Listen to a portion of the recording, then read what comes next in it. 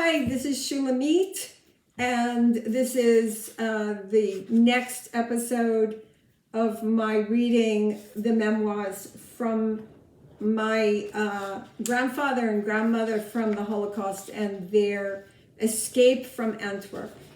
The reason why I'm doing this is because it's absolutely essential to not allow the memories of the Holocaust to be forgotten and erased, which is what is starting to happen now.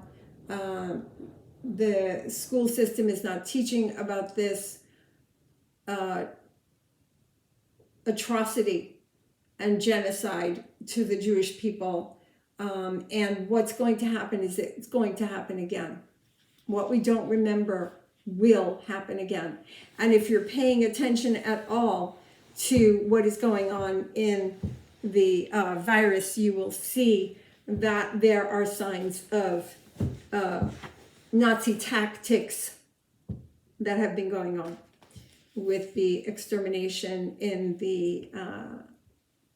of the elderly and the ill in nursing homes, and the mass vaccination, which is creating a secondary citizen of those who are not vaccinated, who will be considered, if not already considered, inferior and considered the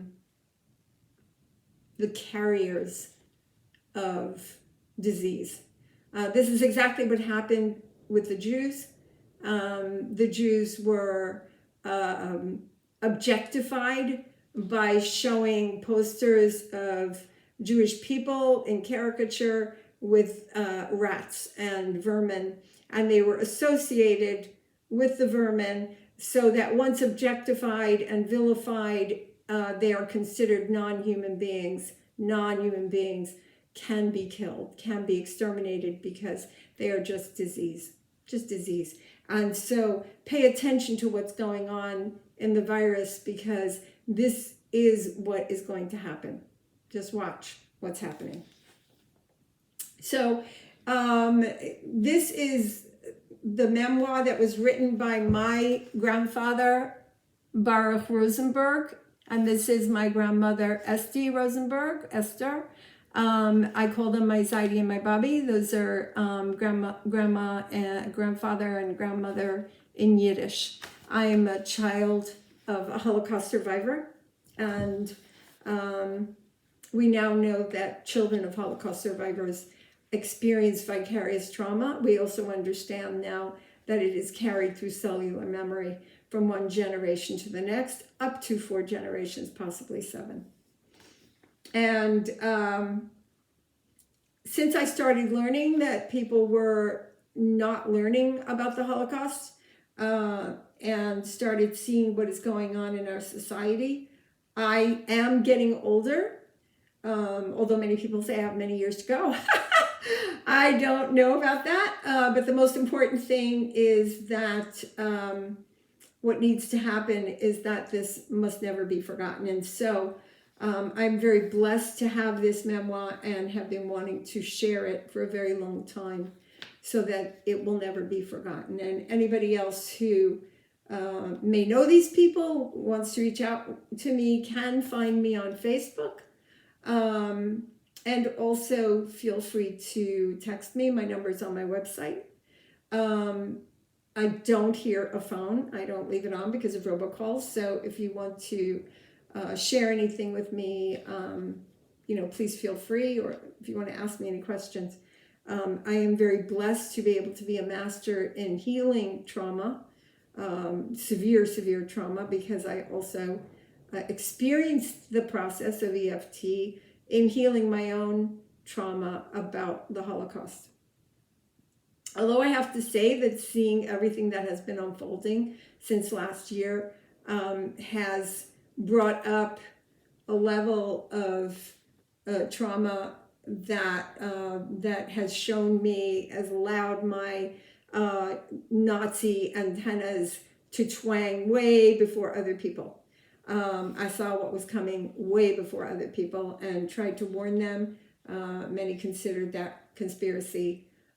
Doesn't really matter to me what people think about me. The important thing is that I know I'm standing in truth, and I am, waking people up, because it's people that turned their heads, that couldn't believe what was happening, could possibly happen, that allowed these people to go through the hell they went through, and many people to end up in smoke, being told they were taking a shower. Anyway, so I'm going to continue. This is the second video.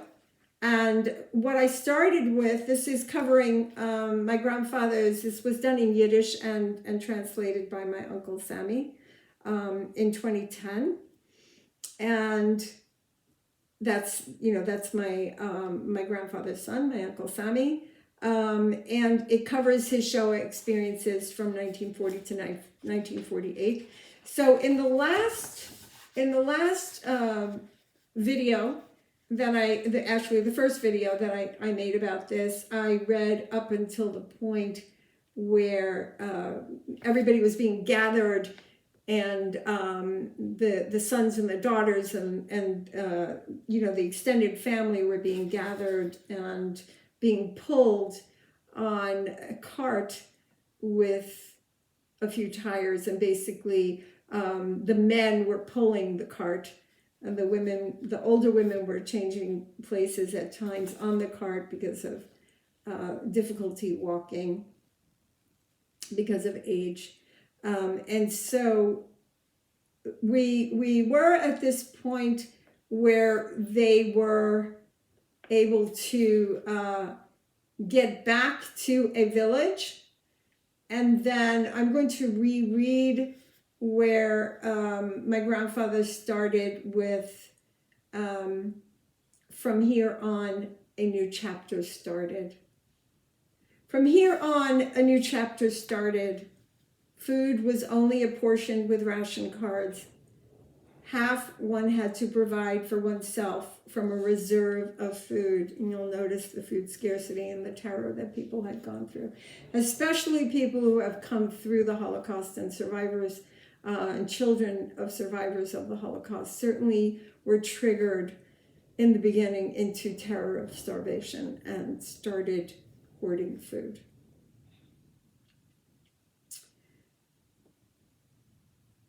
From here, a new chapter started. Food was only apportioned with ration cards. Half one had to provide for oneself from a reserve of food for then and the coming quote-unquote year of hunger which we foresaw. I provided myself with some maize, a bit of barley which was not yet rationed, some chickpeas mixed with bibin, and maize, the feed one gives to pigeons. So people were eating the food that they give to birds. So I just want you to imagine that you would be eating the food that you put out in bird cages to survive. My total capital comprised of 700 Belgian francs. There was absolutely no work available in my trade. The state provided support enough only for bare survival. 2 weeks after our return home from our escape, on a beautiful summer day, suddenly we saw my brother-in-law, Mayor Sholem, Idush, and my in-laws passing our house. By then, we already lived on the same street. We noted on her face that Auntie Hindi was very angry entering their house. Hostile words had been exchanged between Auntie and Mayor Sholem and Idush. The days became laboring and depressing before the morrow. Whole days were spent scurrying in search of where to find food. In the beginning, with ration cards, we were sold 220 grams of bread per day per person. At first, the bread was tolerable, but later it was like a piece of clay. One could smear it on the wall. Using ration cards, a bread of 800 grams sold for 2.40 francs. My uncle Samuel wrote on Belgium's occupation in May 1940, the franc was fixed at a value of 0.1 Reichmark, reduced to 0.08. In July 41, a dollar was equal to 2.4 marks. How much things cost in the USA in 1940. Average cost of a new house was $3,920. Average wages per year was $1,725. A gallon of gas was 11 cents. Average cost for a house rent was $30 a month. Well, 1 Belgian franc then equaled to 3.3 USA cents. On the black market, small bread sold for 22 francs, later at 28 francs. Once, Jekyll, the baker, proposed a bargain to me. He had 20 breads that did not succeed in baking well. Thus, he offered them to me at 2.40 francs each, without needing to provide ration stamps. I grabbed at such a bargain and brought the breads home. Outside, the breads looked nicely baked, but inside they were hollow with a lump of unfermented dough. The crusted parts were eaten with great appetite. Best yet, they were free. Each child could eat as much as it wanted. It was not apportioned. I took the non-risen dough, ground in a meat grinder, making a kind of black farfel pasta, and let it dry. Later, as we became hungry, we topped the farfel with some vegetable soup or with a bit of milk to still our hunger. The days ran by and our hunger intensified. Money for purchases became sparse. Regularly, I sliced 2 breads into 10 pieces to create a meal. They were displayed on a table for each one to select 1 piece. Each child looked and analyzed which piece was a bit larger.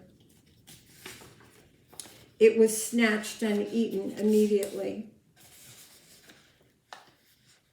Chameyer, who was one of the sons of my ziede, my uncle, Chameyer used to park himself by the table and observe each piece of bread from all angles. This lasted a few minutes till he decided which portion to take.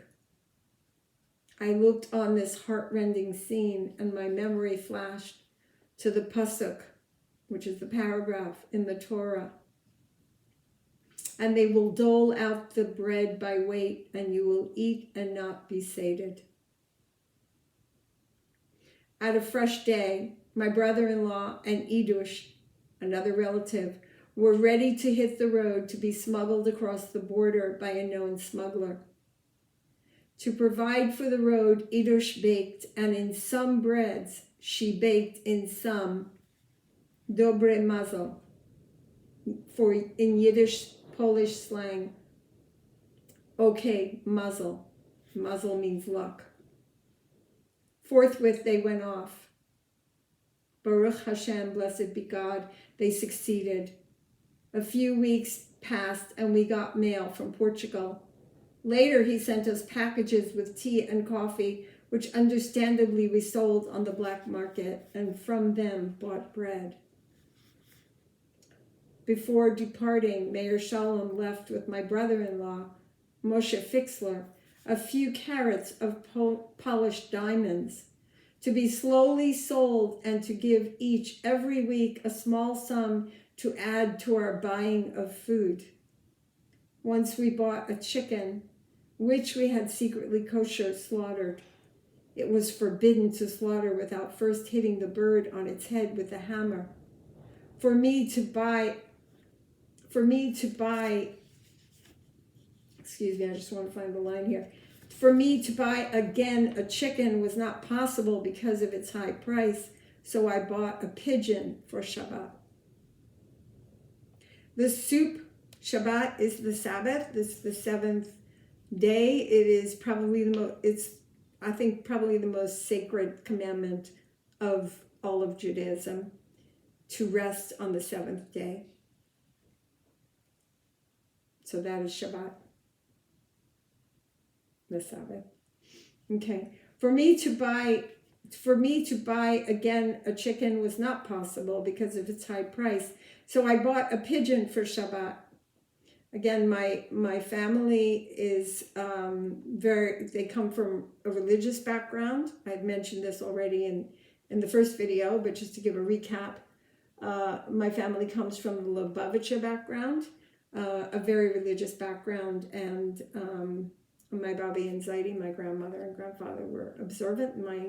My mother and my uncle Chamayer and Yidel and Samuel and my aunts Rochelle and Rebecca, they were all brought up observant. And that is actually my background. I was brought up observant as well. Okay.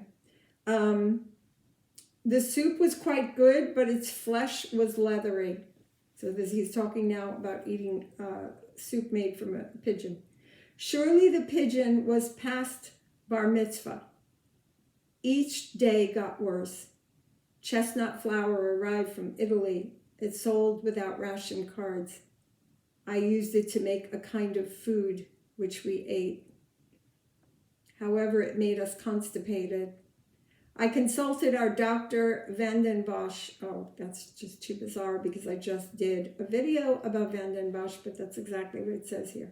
Vanden Bosch, who advised me that we not eat the chestnut flour because it could cause bad results. Thus, I no longer bought the chestnut flour. The high holidays arrived, and we were allowed in to pray in a synagogue by day. Jews were not allowed to go out at night. Goyim were permitted out till 11 p.m. So let's just look at the word Goyim. It means non-Jews. And it's not a denigration because Goy actually means nation. But it didn't escape me that we had curfews and we weren't allowed out at night at a certain point in the lockdown, as if the virus knew what time to come out. Jews were not allowed to go out at night. Goyim were permitted out till 11 p.m. Time flew and winter arrived. Our dwelling needed heating. Coal was also sold with ration cards. Since we were 10 persons, we received enough to heat the kitchen. There were enough ripe vegetables, yellow turnips. We cooked it and sprinkled it with some toasted crumbs we had made from the black bread, and with a little oil we filled our stomachs to still our hunger. From time to time, my brother-in-law, Mayor Shulam, would send a packet of tea or coffee. Thus the winter passed. Pesach arrived, that is Passover. We could get matzahs with ration cards. Maror, which is bitter herbs, which is part of the Passover Seder, was plentiful. Questions were also plentiful. Not only 4, but in the hundreds. And here my Ziede is talking about the Passover Seder, of which Morar is the concrete symbolic representation of the bitterness and the tears that the Jews experienced being slaves in Egypt to the Pharaoh. Then there is a certain point in the Passover Seder where there are 4 questions. And it's about the Passover Seder. So 4 whys that he's talking about, W-H-Y, 4 whys. And then he goes on to say, not only were there 4, but in the hundreds, but answers no one had. We lived in the hope that Hashem Yisbarach, blessed is the Lord, will have mercy on his Am Segula. This means chosen nation. It's something that most people don't understand, and I certainly didn't understand as a child, thinking that it meant that the Jews were somehow special. But in fact, what it really meant is that the Torah was offered to many nations, but each nation came up with an objection. Well, I'm not supposed to do this, and this is part of my culture, or I'm not supposed to do that, and that's part of my culture, and so on. And the Jews said, we have no questions, we accept. However, with each passing day, we were more heavily trod upon by the Hitler boots into the earth, and with new bearing down. Two Jews may not speak to one another in the streets, nor in parks.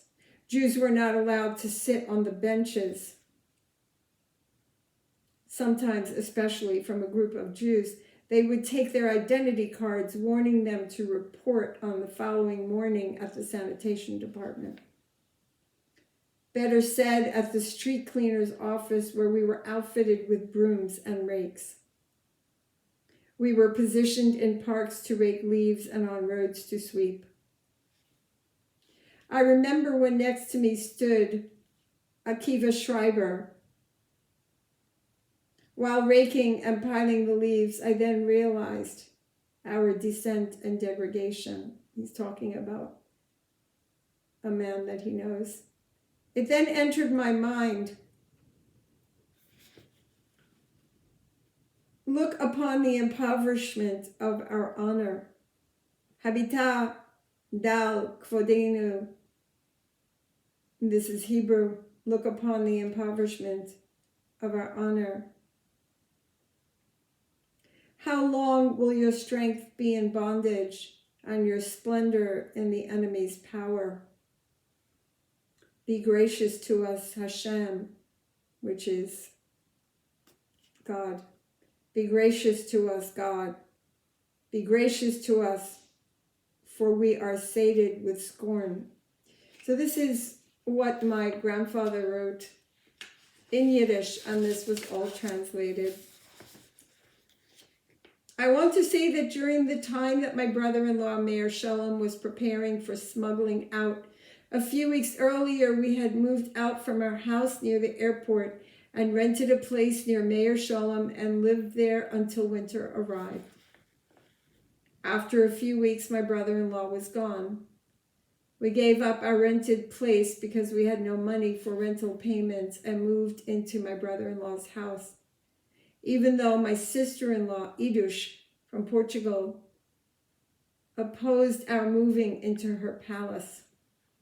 So through this, of course, regardless, human beings are human beings, and they are always expressing conflict and human conditions and emotions. I am not censoring any of this or trying to give you an idea that this is a perfect family. These are human beings that have gone through decimation, just as people are human beings now and have gone through decimation through this virus unfolding.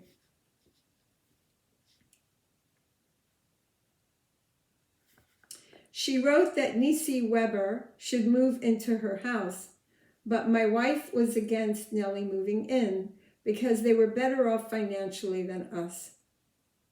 We passed the winter with difficulties till the summer of 1941 arrived. In June, it was already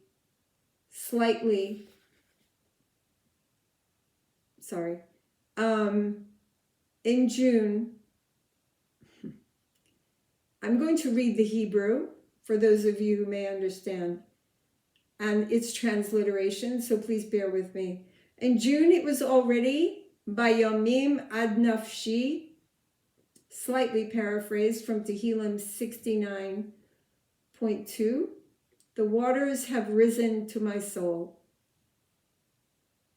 Mayim means waters, ad nafshi, up to my soul. Our hunger was unbearable. So you can imagine in that image what's going on, because the waters are rising up, drowning these people. Our hunger was unbearable. Then my wife, Esther, decided to make tracks for France with our three youngest, plus Yankel and Yidel. Those are my two uncles. To reach to reach the German-occupied zone and from there to escape to another country. But this turned out to be a dream, since a few days later they were caught at the French frontier and were ordered back to Antwerp. At that time, my brother-in-law, Mayor Shalom, had already reached Cuba. He sent me a visa for transit through Cuba. Understandably, the Cuban consul in The Hague, Holland, told me we needed passports and visas to our final destination before we could transit Cuba.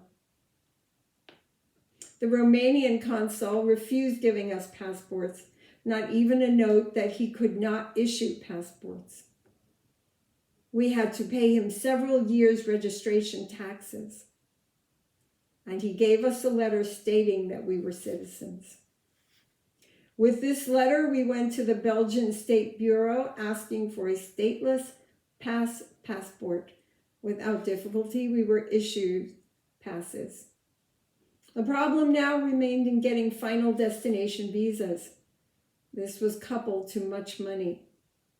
My wife turned everywhere to receive visas from a South American country. She went to see Mr. Mazel, a born Argentinian citizen who asked for a large sum of money that we could not attain. Meantime, she brokered 2 visas for Mr. Geshtel, for which he paid the full price. In return, he gave us 1 visa to Colombia. I assumed that 1 visa covered the whole family. Now that we had a visa, we needed to think beyond. How do we smuggle into the French unoccupied zone? Above all, where does one find money? I sold everything which could still be turned into cash. Altogether, it came to 12,000 francs. I want to mention that 2 months earlier, my daughter Sarah became ill in her leg. Sarah was my mother. She died in 2012. And her full name was Sarah Abigail Rosenberg. And she had an infection in her leg that we know now is called osteomyelitis. How she got it, I don't know, but being that they were pretty much starving, I'm sure it hit her immune system. Also the stress of having to run as a child and to be in terror hits the immune system, which the people that have unfolded this virus and everything about the lockdown and the fear-mongering and showing bodies all the time on TV at the beginning and all the death tolls know full well that it destroys the immune system. So this was my mother going through this experience at what everybody experienced last year, but to a much greater extent. Our house doctor, Vandenbosch, treated her. Instead of healing her leg, he treated her for rheumatism. We rushed her to the hospital. There they determined an abscess and operated. They drained the pus from her upper thigh bone area. She was in the hospital for several weeks and her wound healed. Meanwhile, in preparation for our smuggling, Esther vigorously toiled to have all the passes and visas ready. That's my mother's mother. My mother was left with a limp. One day, Moshe Fixler, Baruch Weber, and Shuli were preparing for smuggling and immediately took off. We discharged our daughter from the hospital. At home, we had to rebandage her wound. As we saw her improving day by day, my wife with Rachel, Rivka, these are 2 of my aunts, and Shmuel, Zainvel, left for the train to try their luck. If they succeed, then I and the other children would use a smuggler to cross over. 2 weeks later, I received news that she and the children peacefully crossed the border and was in Lyon. As she described to me later, they smuggled across under the hay in the wagon. I can only imagine the terror and hearing of one's heartbeat as you're lying there under hay being smuggled somewhere, knowing that your life could be destroyed any minute. My wife registered at the city hall the whole family that we lived in Lyon.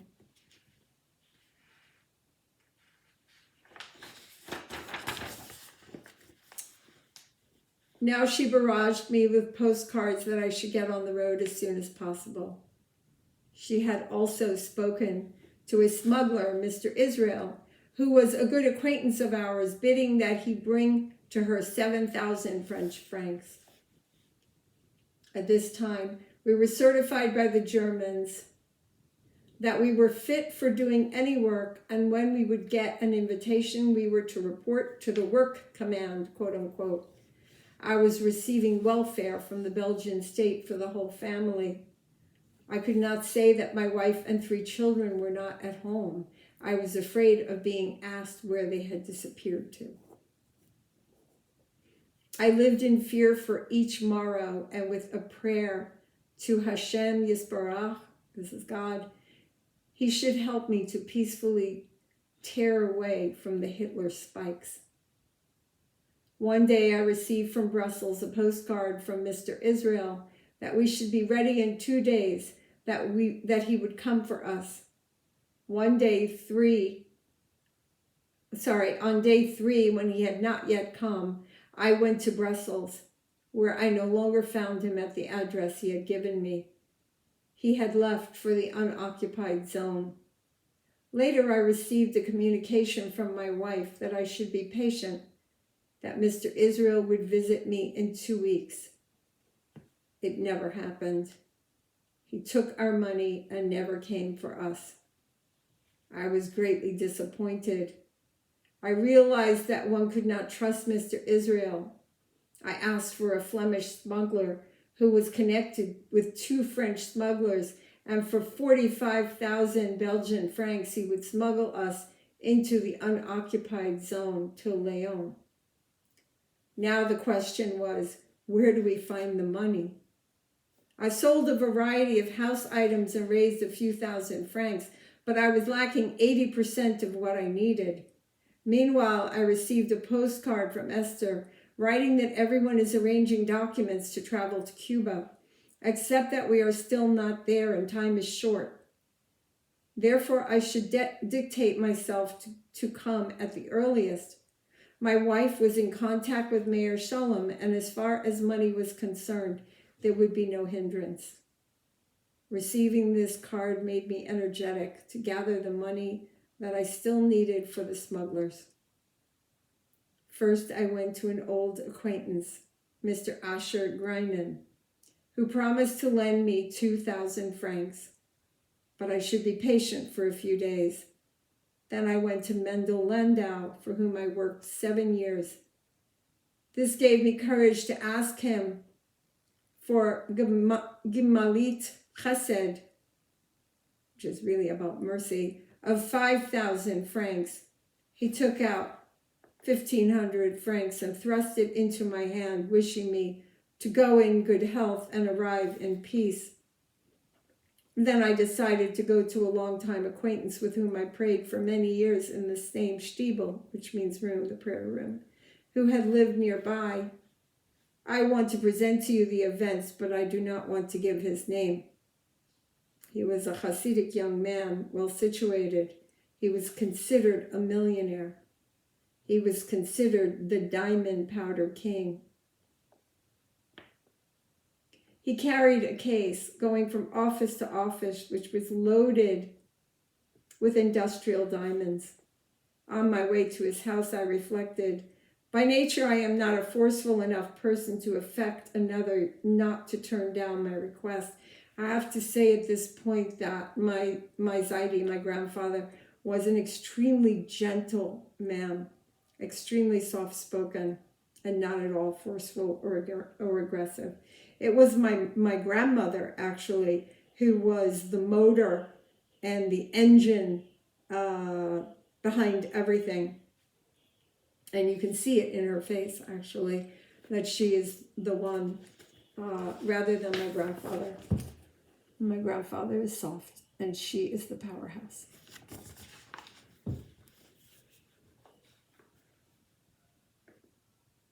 Thus, first I stopped at an acquaintance, Chaim Huper, asking his help in convincing the young man not to refuse my request that I would ask of him. We went to his house. He had just returned from Beit HaMidrash, from prayers, which is a place of prayer. He greeted us with great courtesy, asking how he could help us. I showed him Esther's postcards where she writes that she has money available there in France. I told him that I was ready to depart, but was still short 30,000 francs, but was not asking to borrow this full amount. My appeal to you is to lend me 5,000 francs, which I will send back as soon as I get across the border. I also told him that the Germans had approved me and my 3 sons for work.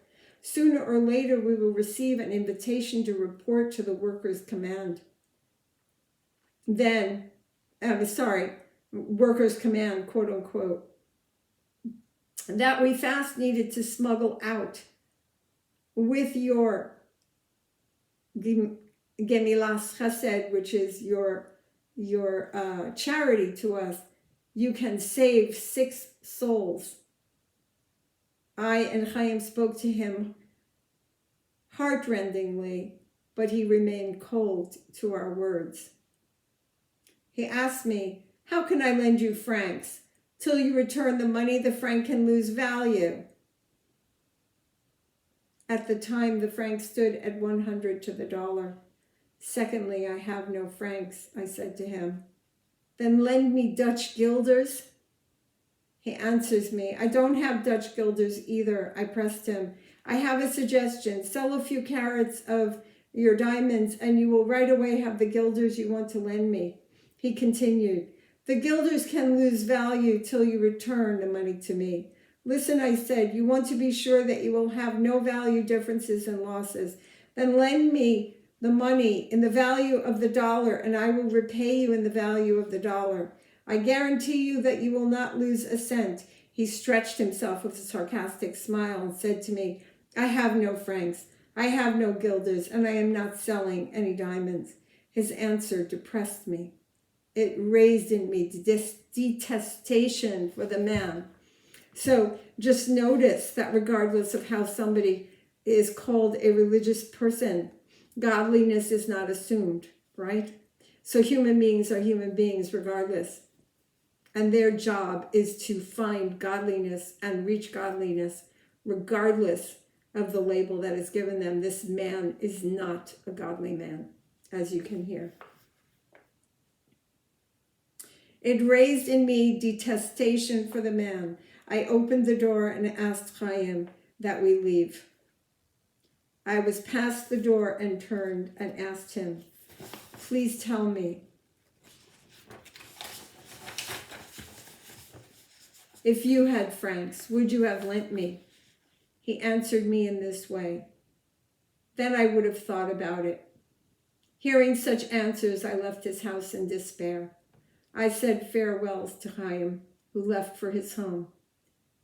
With hung head, I turned to walk home. I heard Chaim call my name and turned to see him waving to me to wait for him. I walked to meet him. When he was nearby, he says, listen, Mr. Rosenberg, in my assets. I am biting my lips to hold back tears right now. Because when there's kindness, it moves my heart so deeply. Listen, Mr. Rosenberg, in my assets, I have $60. If you wish, I will lend you this money. And with Hashem Yisparach, with God's help, you will pay me back. He says, I was holding these few dollars for when we needed help for us to a time after the war. No doubt all currencies will lose value, yet I will have a currency that one could still buy some things with. But for your intent, I will lend them to you, and Hashem will help further. That is God. Hearing these words from Chaim's mouth, I lost my voice. I could not answer him right away because my tears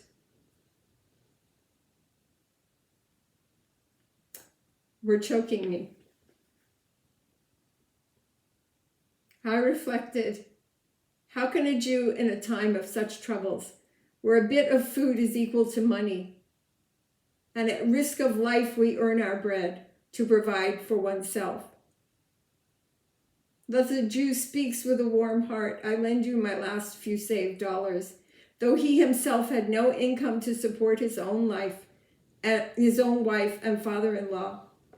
It is still doubtful if I, accompanied by my 5 children, can reach my goal to smuggle across the borders, to arrive peacefully to my wife at a time when the Hitler Malach HaMavet, Malach is the angel, HaMavet is death, the angel of death stands with sword outstretched over the frontiers. I calmed down and told Chaim, listen, I can't take money from you because I still need much more to reach the required sum, and I don't know if I can find it. However, I am now going home and will try to borrow the needed funds from acquaintances. In case I can, but still find myself a bit short, I will then come to you. I went home broken by slash off that I received from the millionaire, quote unquote. I went up to my friend Ben Sion Khan, who stayed in our house attic. I told him of the letdown I had and Chaim's proposal. I asked him, where could I now go to borrow if the wealthy won't lend? I thought, Me'ayin yavo ezri, and this is Hebrew for where is the help going to come? My friend Ben Sion tells me not to lose my courage because of this failure. You will succeed elsewhere. Hashem will guide you. God will guide you. Go see your trade colleagues and borrow from the hard up. Forget the wealthy. The following morning I started and went to Mr. Green, who promised to lend me 2,000 francs. It turned out he could only give 500.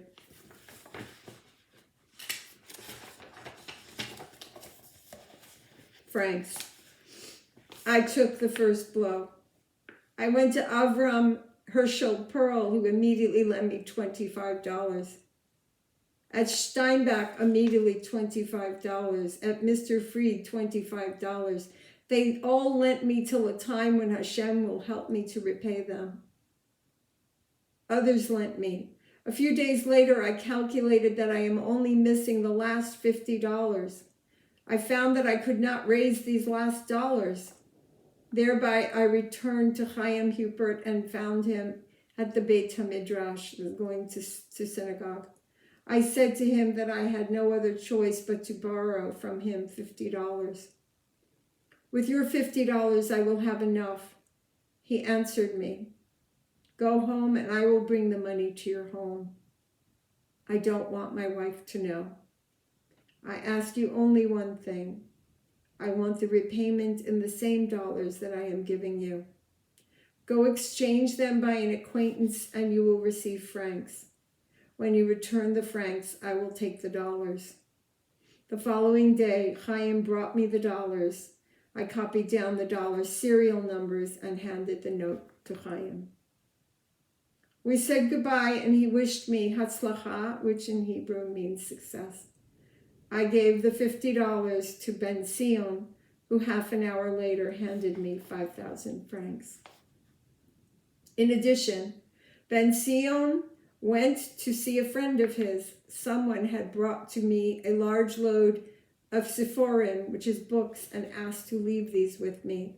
I told him to take them up to Ben Sion and leave them with him in the attic. I don't remember who brought these books. A few weeks passed and I did not see this man again. So Ben Sion went to see his friend and borrowed 2,500 francs. As security, he listed the books in his attic. We agreed that the first repayment that I sent would be for redeeming Chaim's $50, then 2,500 francs to ransom back the books. Imagine books as collateral. At 1 a.m., we said our farewells and with my children departed for the train to Brussels to my brother-in-law, David Zimmerman. So this is my mother now we're talking about here. And Sister Rosie arrived well. I had agreed to meet our Belgian smuggler at my brother-in-law in Brussels. In a day, we departed in the evening to the train station where we met the smuggler. We bought train tickets to pass the border via Namur, which is Belgium. We arrived later at night on the French side in the German-occupied zone of France. All passengers alighted from the train. Each one had to show his identity card and passed. At our turn, we showed our cards, all stamped with a large red J for Yud, which is Jew. We were taken to an office to face a German officer. First, he asks us, where were we traveling to? I answered that we were traveling to find work. Ja, says the German, Jews, we must first teach how to work. How much money do you have? I answer, we each have 20 to 25 marks. Show me, he says. We each took out our money and showed him. Then we will see what you are carrying. We were hand-frisked from head to toe. Each clothing fold was scrutinized. They found on Yankel a siddur, which is a prayer book. The German officer asked, what is this? Is this the Talmud that is hostile to Germans? It is a prayer book, I tell him. Then they began to search our 3 pieces of luggage. Every inside piece was checked. Finally, they found nothing on us. The inspection had lasted 2 hours. The border guards were French. A gendarme asked the officer, what are we doing with these people? Are they going? The officer gestures with his hand. They are going. We breathed more freely when we heard that we could go. We rapidly piled in our things into our valises and fast got out into the town with our 3 heavy valises. The smuggler had earlier quickly gotten out without being asked a word. Luckily, he was carrying our passports. We went into town, hopefully to find the smuggler. All was dark. We went from cafe to find him. Finally, at 10:30 p.m., we met in the street. He was searching for us and us for him. What now? I asked him, and related to him all that happened at the train station. He told us we had to return to the stations because the train to Besançon was leaving at 11:30 p.m. Besançon is in the east at the base of the Jura Mountains by Switzerland. 11 p.m. was the curfew. I felt a gouge in the heart, and asked him, what will happen if the German officer is still at the station? We had told him we came here to find work, and here we take off. True, the smuggler says, but we have no other choice. We must go to the train. Buy tickets only for 2 stops further down the line. If the officer appears and finds us, tell him we were told that there was no work in this town, but that we will surely find work at the other towns. Not a bad excuse. But will the German officer accept this as an explanation? In a low frame of mind, we began carrying our luggage back to the station. We entered the waiting hall where other people were waiting for the train. I hid in a corner and my eyes roamed all over watching if the officer came in. In fear, we waited in the hall for 2 hours.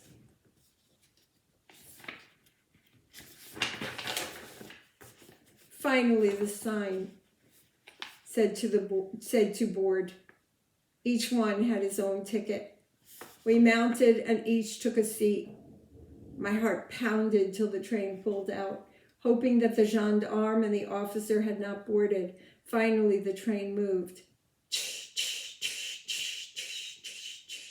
A stone was lifted from my heart. We are on the move, saved from the Malach HaMavet, the angel of death. Ono Hashem Hoshiana. Hashem, help us, that we be further saved and peacefully overcome all obstacles. Soon the conductor entered our wagon. Tickets, please. We hand him our tickets that we bought to the second town, and the smuggler tells the conductor that we want tickets to Besançon. The conductor remarks that on this line many Jews travel. He takes out his train book and writes tickets for the onward travel to Besançon.